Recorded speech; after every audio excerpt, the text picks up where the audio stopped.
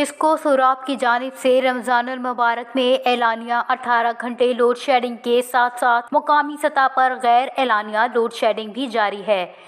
शाहीन चौक फेडरगंज union council की बिजली गुज़श्ता 30 घंटों से मुकम्मल बंद कर दी गई है।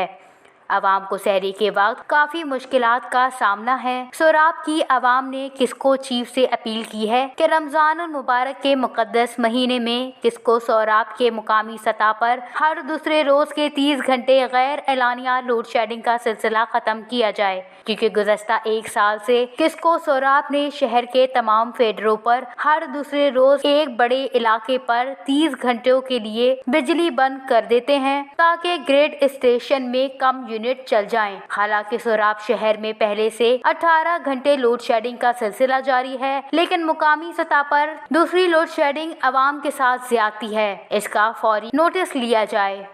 वश न्यूज़ सोराब।